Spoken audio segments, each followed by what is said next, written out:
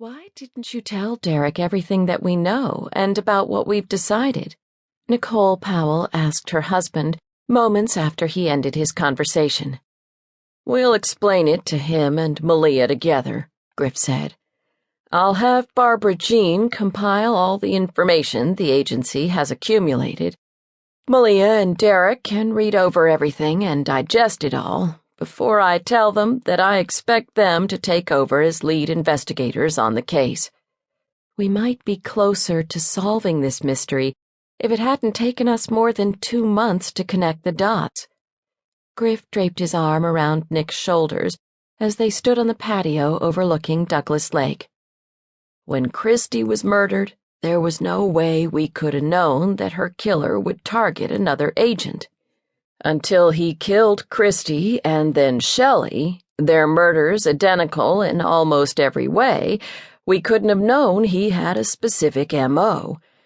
And even after Holt's brother was murdered and Barbara Jean discovered there had been 3 killers in the past with a similar M.O., the Savannah Slasher, the Carver, and the Triangle Man, it took time to study each killer and figure out if our guy was copying one of them. After what we just found out, do you think Maleah is the key to everything that's happening? Nick asked. Griff squeezed her shoulders. Possibly. But we can't rule out any of our other scenarios, especially since we don't know why anyone would be out to punish Maleah by killing people connected to the agency. Unlike you and me. We both have enemies from the past who could be targeting us. He nodded. Yeah, unlike you and me. The logical assumption is that whoever is behind these murders is doing it either to punish me or to get my attention.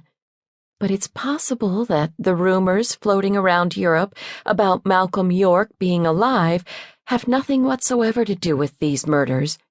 You can't assume you're the target simply because someone, thousands of miles away, may be pretending to be the man who kidnapped you 20 years ago. It could just as easily be someone from my past, someone connected to one of my cases when I worked for the Bureau. You're right, of course, Griff agreed. That's why we cannot rule out any possibility. You don't think there's even the slightest chance that the real Malcolm York is alive, do you? Griff's square jaw tightened. York is dead. I have no doubts. Yvette, Sanders, and I killed him 16 years ago.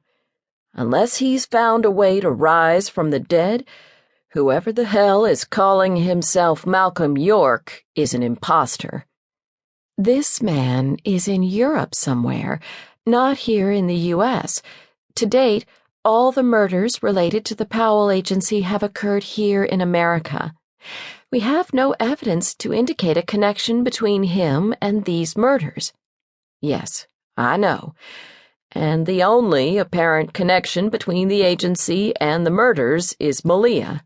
She is going to freak out when we tell her that our research shows the 3 previous murders almost identically mimic the murders committed by the Carver, and that one of his first victims was Noah Laborde. It's no coincidence that the original Carver murdered Maleah's college boyfriend. What it means, we can't be sure, not at this point, but sooner or later... Maleah has become my best friend.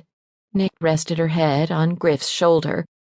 What better way to get to me than by using my dearest friend?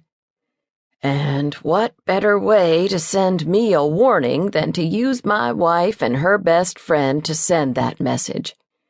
Maleah will want to follow through and see this out to the end.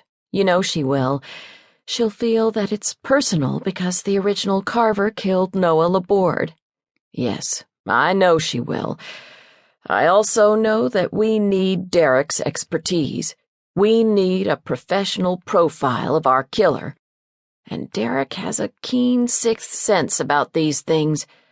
I can't give him and Maleah the choice of not working together, despite their personal animosity, Griff said.